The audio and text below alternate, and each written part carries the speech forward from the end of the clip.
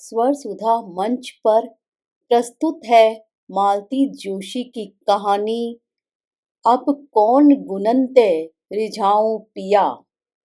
अबे गधे की औलाद, तेरे दिमाग में भूसा भरा है कि गोबर? इतना सा सवाल नहीं आया? क्लास में क्या सोता रहता है? और तू रे, ढह ढक्कन के, तेरी आंखें हैं कि बटन? इससे आगे आभा से सुना नहीं गया। उसने गैस बंद की और हाथ में करछुल लिए ही बाहर आ गई। उसकी चूड़ियों की खनक ने उसके आगमन की सूचना दे ही दी। आलोक ने किताब से नजर हटाए बिना ही कह दिया, आ गई आप? अब तो हो चुकी पढ़ाई। पढ़ाई चलने दीजिए, मैं तो बस ये कहने के लिए आई थी कि गाली जरा सोच समझ कर दिया कीजिए। अपने ही बच्चे को गधे की औलाद कह रहे हैं।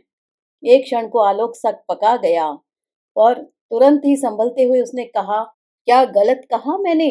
गधा ही तो हूं मैं, विशुद्ध गधा। इसीलिए तो अपनी छुट्टी का कचरा करके इन बजर बटुओं के साथ सिर खपा रहा हूँ। बच्चे भी तो अपनी छुट्टी सेक्रीफाइस कर रहे हैं। वे भी इतवार को थोड़ा रिलैक्स होना चाहते हैं, दोस्तों से खेलना चाहते हैं, टीवी देखना चाहते हैं। पर मैंने ही उनसे कह रखा है कि बेटा, पापा को संडे के सिवा टाइम नहीं मिलता और यह गणित और साइंस मेरे बस का नहीं है। बेचारे मन मारकर पढ़ने बैठते हैं, पर इतनी डांट डपट होती है कि बेचारे रटा रटाया भूल जाते हैं। उनका आत्मविश्वास ही खत्म होता जा रहा है। इससे तो अच्छा था ट्यूशन ही लगवा लेते। ट्यूशन हम अफोर्ड नहीं कर सकते, जानती हो। इसीलिए बार बार कोंच कर मुझे एहसास दिलाती रहती हो। आप भी तो अपना फ्रस्ट्रेशन बच्चों पर उतार रहे हैं। पढ़ाई के नाम पर पूरे घर को जैसे यातना शिविर बना दिया है। मैं बच्चों पर अपना फ्रस्ट्रेशन उतार रहा हूँ? ये इतनी बड़ी बात कैसे कह दी तुमने? किस आधार पर कही है? बच्चों को अब इस जुगलबंदी की आदत सी पड़ गई है। वे थोड़ी देर तो सहमे से बैठे रहते हैं और फिर चुपचाप खिसक जाते हैं। मम्मी पापा को पता ही नहीं चलता। वे जानते हैं कि अब इसके बाद पढ़ाई नहीं होगी। वे हफ्ते भर के लिए फुर्सत पा जाते हैं। बक झक कर आभा रसोई में लौट आई, पर खाना बनाने का सारा उत्साह ही खत्म हो गया था। रोज सुबह हबड़ तबड़ में कुछ भी बनाकर चली जाती है, शाम को लौटती है तो सारी ऊर्जा समाप्त हो चुकी होती है और ढेर सारे काम उसकी बाट जोहते रहते हैं। तब सोचती है कि खिचड़ी की हांडी चढ़ाकर सबको परोस दे, पर जैसे तैसे 4 रोटियां तो डालनी ही पड़ती हैं। इसलिए हफ्ते भर की कसर वह संडे को पूरी करना चाहती है। उस दिन कुछ स्पेशल बनाने का उसका इरादा होता है। इसके लिए वह पत्रिकाओं से, टीवी से रेसिपीज उतारती रहती है। लेकिन इतवार के दिन घर का वातावरण कुछ इतना बोझिल हो जाता है कि उसके संडे स्पेशल का कचरा ही हो जाता है। न उसे बनाने का उत्साह रह जाता है, न खाने वालों को खाने का। बस एक रस्म अदायगी सी होकर रह जाती है। आभा को समझ में नहीं आता कि उसकी जिंदगी औरों की तरह स्मूथ और सरल क्यों नहीं है। लोग तो इससे कम में भी गुजारा कर लेते हैं और खुश रहते हैं। आलोक पहले भी बहुत खुश मिजाज नहीं थे, पर अब तो बहुत ही असहिष्णु हो गए हैं। उस पर आती है तो वह तुर्की बतुर्की जवाब देकर उन्हें चुप कर देती है। पर बच्चों को तो झेलना ही पड़ता है और ज्यादा झेलना पड़ता है। जब पत्नी पर वश नहीं चलता तो सारा गुस्सा बच्चों पर ही उतरता है। बच्चे तो बेचारे उनसे दूर ही भागते हैं, क्योंकि किस बात पर उनकी शामत आ जाएगी कुछ नहीं कहा जा सकता। घर में बैठे मिल जाएंगे तो डांट पड़ेगी कि दिन भर टीवी से चिपके रहते हैं, खेलने नहीं जाते। खेलने जाएंगे तो घड़ी के कांटे पर नजर रखी जाएगी, एक एक मिनट का हिसाब मांगा जाएगा। खेलते समय कपड़े गंदे हो गए या मोजे फट गए तो डांट पड़ेगी, चोट लग गई तो डबल फटकार मिलेगी। घर पर अक्सर मिलने वाले आते ही रहते हैं। अगर उन्हें दरवाजे पर ही खड़ा करके बच्चे सूचना देने भीतर आ जाएंगे तो बुरी तरह झल्ला जाएंगे। इतनी भी तमीज नहीं है कि मेहमान को पहले भीतर बिठाओ। वे भी सोचते होंगे कि अच्छे शरीफ लोग हैं, बच्चों को सामान्य शिष्टाचार भी नहीं सिखाया। एक बार छोटा इसलिए पिट गया कि उसने आगंतुक को ड्राइंग रूम में बिठा दिया। बेवकूफ, वह पियोन था ऑफिस का। वे बाद में गरजे थे। अब यह क्या किसी के चेहरे पर लिखा होता है कि वह कौन है? आने वाले को खुद अपनी औकात समझनी चाहिए। बच्चों ने पापा से तो कोई चीज मांगना कब से छोड़ दिया है। मम्मी से ही फरमाइश करते रहते हैं। आभा को ही कभी कभी लाड़ आ जाता है, पर उस पर भी घर में महाभारत हो जाता है। सारा आनंद ही समाप्त हो जाता है। खिलौने वेस्ट ऑफ मनी है, कहानी की किताबें वेस्ट ऑफ टाइम है, टॉफी दांत खराब करती है, पिज्जा बर्गर जंक फूड है, इनसे पेट खराब होता है। आइसक्रीम गला खराब करती है, कोका कोला या थम्स अप एसिड से भी खतरनाक हैं। रामदेव बाबा का प्रवचन सुनो, टीवी से आंखें खराब होती हैं। यह तो त्रिकाल बाधित सत्य है ही। यानी कि बच्चों को जो जो अच्छा लगता है सब निषिद्ध श्रेणी में आता है। कभी कभी परेशान हो उठती है आभा, क्या करे इस आदमी का, बच्चों से भी गया गुजरा हो गया है। कभी कभी लगता है कि किसी मनोचिकित्सक के पास ले जाए, पर कोई बच्चा तो है नहीं कि गोद में उठाकर ले जाएगी। प्रस्ताव सुनते ही ऐसे फट पड़ेंगे कि संभालना मुश्किल हो जाएगा। और फिर एक दिन तपती धूप में ठंडी बयार सी वह खबर आई, वह स्कूल में ही थी, कि आलोक का फोन आया। डार्लिंग खुशखबरी है। खुशखबरी तो बाद में, वह तो डार्लिंग सुनकर ही निहाल हो गई।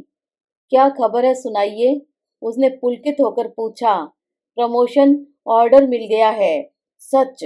बहुत बहुत बधाई। बहुत दिनों से ड्यू था ना, पर एक गड़बड़ है। क्या? बाहर जाना पड़ेगा। तो मना कर दीजिए ना। नहीं कर सकता, उसी शर्त पर प्रमोशन मिला है। कहाँ भेज रहे हैं? मुरैना डिस्ट्रिक्ट में कहीं इंटीरियर में। वह तो डाकू एरिया है। डाकू कहाँ नहीं है। ये जो मेरा प्रमोशन इतने दिनों से दबाकर बैठ गए थे, वे तो डाकुओं के सरदार हैं। वह दंग रह गई। दफ्तर में बैठकर इतनी बड़ी बात कह रहे हैं। उसे डर तो लगा, पर खुश भी हुई। समझ गई कि एकदम रिलैक्स हो गए हैं, इसीलिए तो। उसने मुंह फुलाकर कहा, ये ट्रांसफर की खबर थोड़ा रुक कर नहीं बता सकते थे। सारी खुशी आधी रह गई। बात उसने भले ही रूठने वाले अंदाज में कही थी, पर वह सच थी। प्रमोशन की खुशी सचमुच आधी रह गई थी। घर लौटते समय उसके मन में विचारों का बवंडर उठ रहा था। क्या उसे नौकरी छोड़नी पड़ेगी? क्या वहाँ प्राइवेट स्कूल होगा? क्या वे लोग अच्छी सैलरी दे पाएंगे? और 2-3 साल बाद अगर आलोक का फिर ट्रांसफर हुआ तो क्या उसे फिर नौकरी तलाशनी होगी? उसका तो खैर ठीक है, पर बच्चों का क्या? क्या उन्हें इतना अच्छा स्कूल मिल सकेगा? वहाँ उनके व्यक्तित्व का ठीक से विकास हो सकेगा?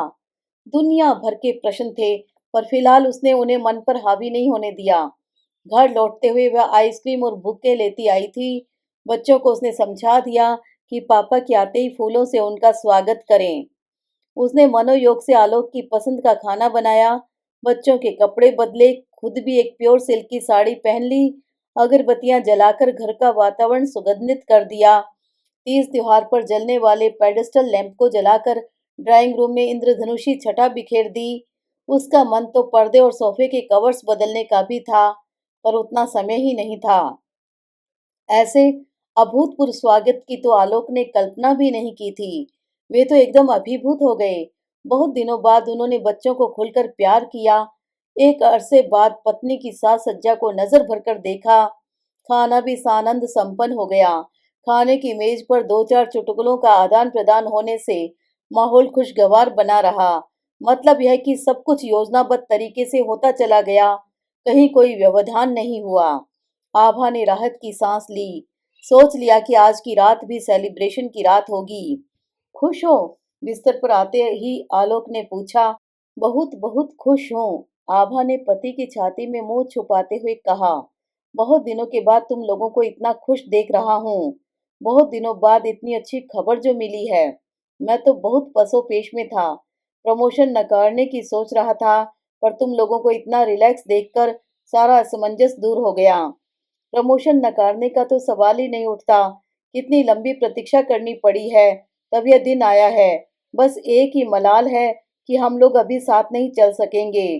मेरी नौकरी की तो ऐसी कोई टेंशन नहीं है, पर बच्चों को मिड सेशन में डिस्टर्ब करना ठीक नहीं है।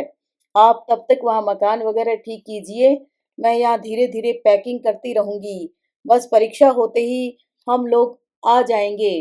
रिजल्ट के लिए भी नहीं रुकेंगे। तुम लोग क्या वहां साथ रहने की सोच रहे हो? नहीं तो क्या, हम लोग यहाँ अकेले पड़े रहेंगे। बहुत छोटी जगह है। हुआ करे। शुक्र है कि आजकल हायर सेकेंडरी स्कूल हर जगह हो गए हैं। और बच्चे जब तक छोटे क्लास में हैं साथ में रह ही सकते हैं, बाद में देखा जाएगा। हो सकता है 3 साल बाद किसी अच्छी जगह ट्रांसफर हो जाए। आलोक कुछ देर चुप रहे, फिर धीरे से बोले, तुम लोगों को खुश देखकर मैं कुछ और ही सोच बैठा था। क्या? यही कि तुम लोग शायद इस बात का जश्न मना रहे हो कि यह बला कुछ दिनों के लिए तो टली, कुछ दिन तो अमन चैन से गुजरेंगे। आभा छिटक कर एकदम उठ बैठी। कम से कम आज तो। उससे आगे बोला ही नहीं गया। रुलाई से गला रुंध गया था। सॉरी यार। क्या सॉरी? वह तुनक कर बोली, आप ऐसा सोच भी कैसे सकते हैं? इतने सालों में मुझे इतना ही जाना है। पता है दिन भर मैं कितनी बेचैन रही हूँ। ट्रांसफर की बात सुनकर प्रमोशन की खुशी आधी रह गई थी। सामने समस्याओं का पहाड़ खड़ा हो गया था, पर मैंने सोचा आज का दिन सिर्फ खुशी मनाने का है। समस्याओं के लिए जिंदगी पड़ी है, चिंताओं से तो बाद में भी निपटा जा सकता है। इसलिए मैंने अभी बच्चों को भी कुछ नहीं बताया है। जब मैं खुद इतनी डिस्टर्ब हो गई थी तो वे तो बेचारे छोटे हैं। पापा के बिना घर की तो वे कल्पना ही नहीं कर सकते। आज का दिन मैंने खुशियों के नाम कर दिया था, पर आपने सब पर पानी फेर दिया। आभा फिर सुबकने लगी थी। सॉरी कह तो दिया यार, अब कितनी बार माफी मांगनी पड़ेगी? कहते हुए आलोक ने बत्ती बुझा दी और उसे अपने पास खींच लिया था। रोमांस जो था वह तो हवा हो चुका था, अब तो सिर्फ फॉर्मेलिटी बाकी थी।